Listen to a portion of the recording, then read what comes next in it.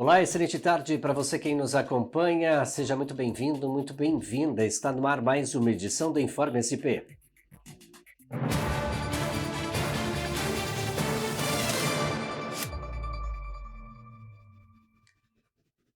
Com ações educativas do Detran nas ruas de São Paulo, as campanhas tiveram 1.600.000 visualizações em 2024. A repórter Natália de Souza tem as informações. Oi, Arthur, boa tarde para você e para todos que nos acompanham nesta edição do Informe SP. Pois é, campanhas educacionais muito importantes para o nosso estado de São Paulo. Uma delas é a campanha em defesa dos pedestres, contra esses acidentes trágicos que a gente acaba vendo, por todo o estado de São Paulo, por todo o país. Só para vocês terem uma ideia, para quem está acompanhando o Informe SP, somente no ano passado, o Detran promoveu 261 atividades em 105 cidades do estado de São Paulo e 474 milhões de impressões de peças distribuídas por toda São Paulo. Peças importantes, Um dos símbolos da campanha em defesa dos pedestres é o sinal de respeito, que é um ponto de partida da política estadual dedicada ao elo mais frágil do sistema viário, que é um dos recursos mobilizados pelo Detran São Paulo, para um ano de forte investida educacional. Somente no ano passado, o Detran realizou 1.214 iniciativas nas vias de 237 municípios paulistas, onde impactou cerca de 400.000 pessoas, 3 vezes mais que no ano anterior, 2023. Em grande parte, as ações têm como carro-chefe essas campanhas educativas, midiáticas, que a gente acompanha nas emissoras de televisão, na internet, no site e também de forma física, online, offline, em papéis distribuídos por todas as ruas aí paulistas.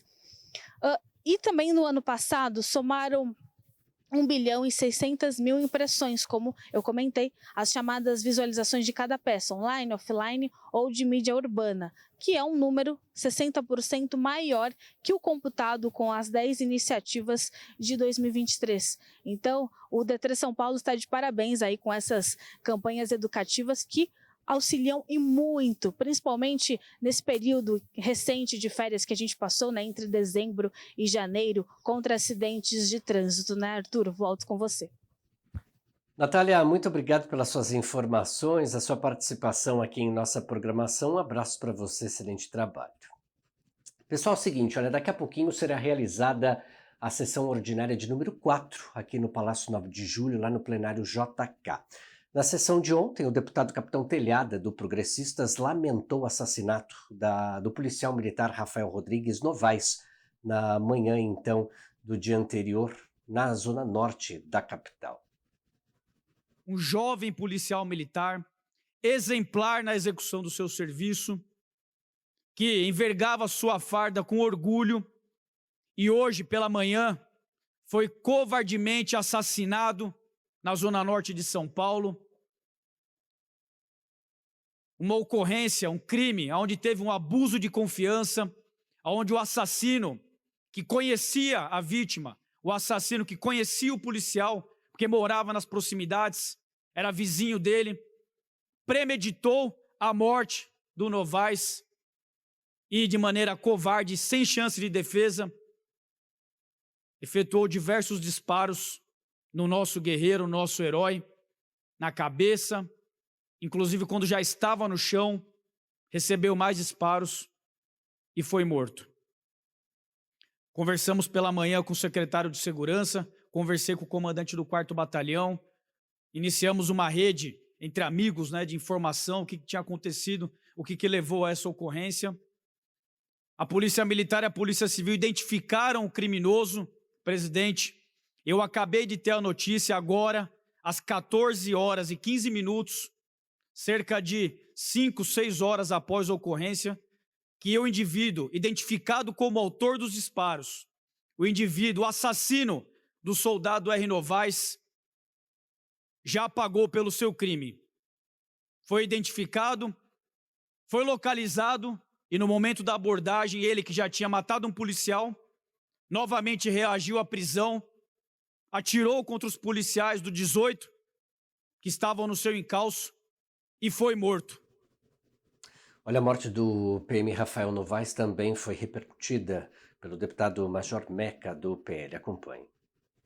É isso aí que acontece no estado de São Paulo, em todo o Brasil, com esse direitos humanos, política que condenou os homens de bem, as mulheres de bem dessa nação a serem executados na mão de bandidos. Está aí o presidente da República, Luiz Inácio Lula da Silva, ministro da Justiça, Lewandowski. Está aí o resultado dessa política podre que vocês exercem há mais de 40 anos nesse país. Eu vou mostrar aqui no telão do plenário da Assembleia Legislativa. O vídeo é forte, mas tem que ser mostrado, porque a Rede Globo mostra 500 vezes quando um policial vai executar uma prisão e tem qualquer desvio de comportamento. Eles não querem saber se o policial foi provocado, se o policial foi ameaçado. Eles mostram 5.000 vezes por dia, das 5 da manhã até meia-noite, para querer colocar a população contra nós policiais. Outro parlamentar a repercutir a morte do PM Rafael Novaes no plenário de ontem foi o deputado Conte Lopes, do PL, que definiu o assassinato como a instituição da pena de morte no país. Aquilo ali é uma pena de morte. Outro dia eu debatia com o deputado Reis que existe pena de morte no Brasil. Só que a pena de morte está na mão do bandido, ele mata quem ele quiser. Infelizmente, o bandido mata quem quiser. E pelas armas que ele tem, eles matam governador, matam prefeito, matam deputado. Tem as armas que tem. Eles fazem o que eles bem entenderem. E queria aqui cumprimentar os policiais que, em legítima defesa, sentaram o pau no criminoso. Isso impede dele sair amanhã numa audiência de custódia. Ele podia até sair numa audiência de custódia. O juiz entender que houve uma legítima defesa. O policial foi dar a mão para ele, e quando o policial vai dar a mão para ele, ele pensou que o policial ia atirar nele. Outro dia, chegando aqui a essa tribuna, porque o mês inteiro nós vimos problemas na polícia, de corrupção civil, delegado preso, investigadores presos, tenente preso matando o cara em Cubica, os policiais com tenente também, policiais da rota envolvidos. Da rota, que eu quero até saber o que mais aconteceu ali, né? Porque é o R que falou, tá, mas a gente tem que saber quem é quem, tudo isso. E só posso dizer ao deputado Reis, do PT, que eu estou feliz. Muito feliz. A morte da bispa Keila Ferreira, da Assembleia de Deus do Brás, foi lamentada pelo deputado Oséias de Madureira, do PSD.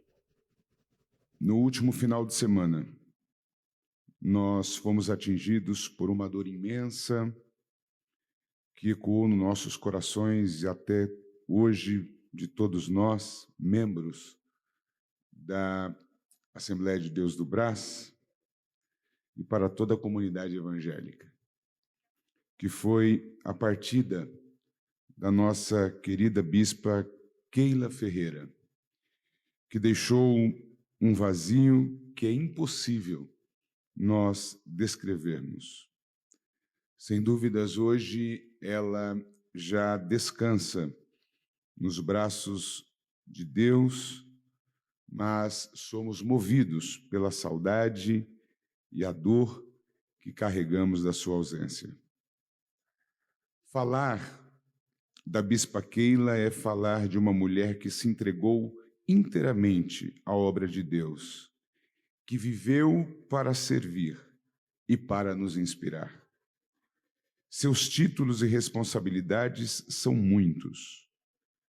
Escritora, bacharel em teologia, mas existia um, acima de tudo, que ela sempre fez questão de mencionar e que a ela fosse dado, que é o título de Mulher de Deus. Como vocês observaram, né, com o reinício dos trabalhos aqui na Alesp, os parlamentares voltaram a ocupar a tribuna do plenário para abordar assuntos de interesse da população. O deputado Carlos Gianazzi, do PSOL, criticou a retirada de direitos dos profissionais da educação que adoeceram no trabalho e tiveram que ser readaptados. O prefeito Ricardo Nunes, não contente já com essa situação do professor ser readaptado, ele agora resolveu também retirar a jornada, né, especial desse profissional, desse professor readaptado. E retirando a jornada, ele retira também a remuneração. Haverá o quê? Uma redução salarial dos professores readaptados da rede municipal de ensino, por conta da aprovação e da sanção da Lei 18.221, de 2024, e de uma instrução normativa.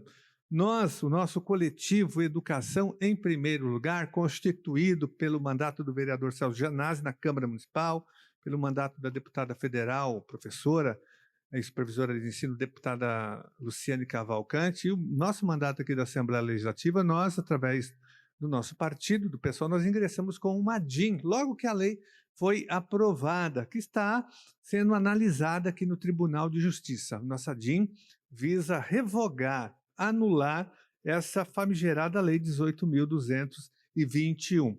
Mas essa lei não prejudica só os professores readaptados, ela prejudica também os outros professores, né? Então, o professor hoje que tirar licença médica, que estiver licença, ele perde também essa remuneração, ele perde a GEIF. É o que já está acontecendo na rede estadual de ensino. O professor da rede estadual também não pode mais adoecer. A gente lembra então que às 14 horas será realizada a sessão ordinária de número 4, aqui no Palácio 9 de Julho, lá no plenário JK. Você pode vir à Assembleia Legislativa ou acompanhar também pela Rede Alesp. Pessoal, é o seguinte, olha, as constantes enchentes que têm afetado a vida da população da capital paulista e da região metropolitana de São Paulo foram abordadas pela deputada Ediane Maria, do PSOL. O que nós vimos no começo do ano, em janeiro desse ano, o que nós acompanhamos estarrecidos, os trabalhadores sendo mais uma vez violentados. Dentro do metrô, dentro do trem, com os móveis que compraram com o salário, ou com a faxina, ou com a diária, ou o cara que trabalha do Uber, no aplicativo, que foi lá, comprou sua televisão, seu guarda-roupa, um fogão, uma geladeira nova, foi lá, dedicou a vida inteira. Ano passado, o que nós aqui falamos do projeto de extermínio, do projeto de violência e de retrocesso no estado de São Paulo, não está escrito. Inclusive, queremos parabenizar o deputado Gianazzi. Aqui hoje existe uma comissão de habitação, mas que muitas vezes ela atua apenas em grandes catástrofes, em grandes desastres naturais. O alagamento é um deles. O alagamento é um deles. Está aí. Tem bairros como Pantanal, a Chácara, Três Marias, estão lá em vários bairros, Santo André, São Bernardo, Diadema, Guarulhos.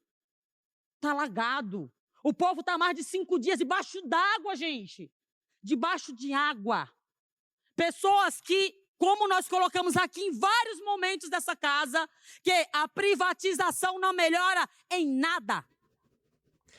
Os parlamentares da Assembleia Legislativa do Estado de São Paulo trabalham não somente aqui nesta Casa de Leis, mas em tantos outros lugares, atendendo, acompanhando a vida dos paulistas que acontecem, então as vidas que acontecem nos 645 municípios do Estado. E isso vem sendo realizado há 190 anos. A Assembleia Legislativa comemorou então essa data tão importante, esse aniversário, né?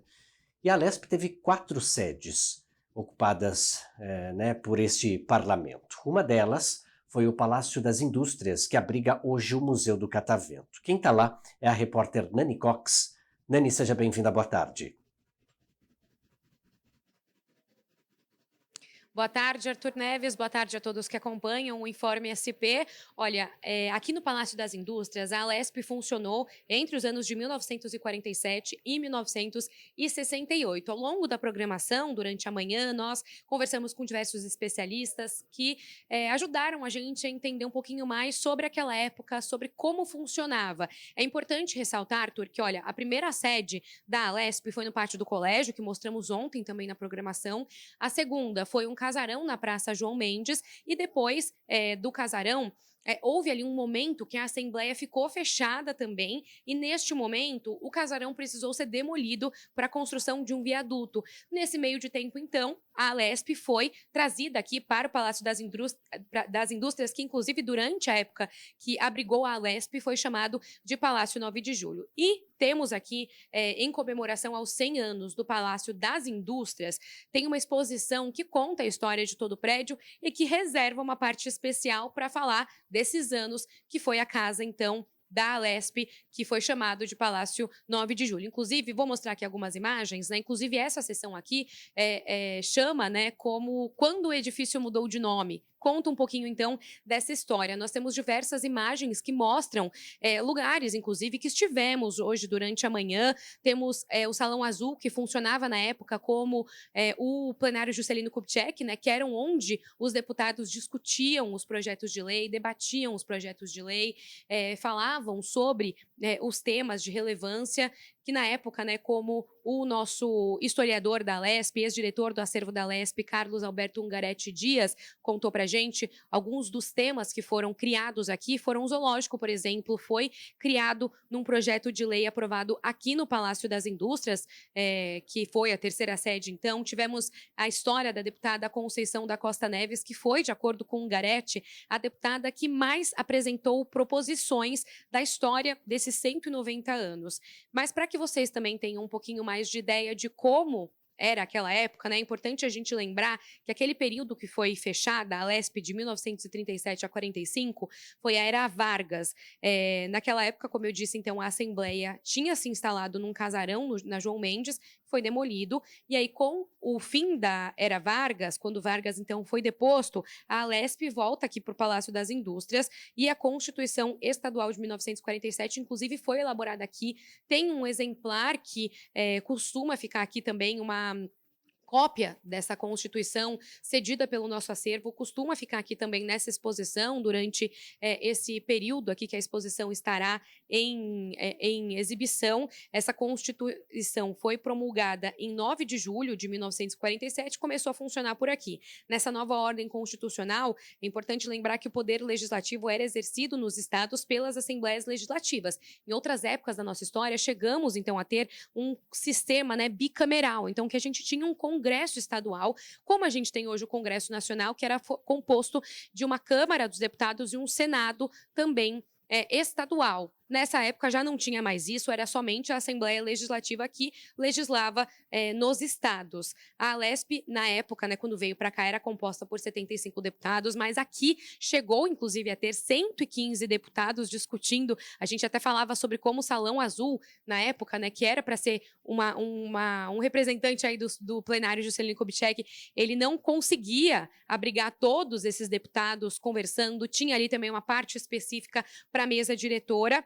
E aí, com a deposição do presidente João Goulart em 1964 e o endurecimento do regime militar, os trabalhos parlamentares aqui da Alesp foram novamente interrompidos. Eles ficaram interrompidos até 20 de maio de 1965. Aí, a partir do dia 25 de janeiro de 1968, a Alesp começa a funcionar no Palácio 9 de Julho, onde funciona até hoje, em frente ao Parque Ibirapuera, e um local que a gente conhece muito bem, que estamos todos os dias, né, Arthur? Muito bem, Nani Cox. Estamos nele neste exato momento. Nani, muito obrigado pelas suas informações, a sua participação aqui em nossa programação. Um abraço para você. Muito bem, daqui a pouquinho, então, vai ser realizada a sessão de número 4. Sessão ordinária aqui em que os parlamentares da Alesp assumem a tribuna do plenário JK, levando aos cidadãos e cidadãs assuntos de interesse de toda a população. Você pode acompanhar tudo que rola no Parlamento Paulista por meio das nossas redes sociais. Essa edição do Informe SP vai ficando por aqui. Agradeço demais a sua companhia. Muito obrigado por ter estado conosco. Continue nossa programação. Tchau, tchau.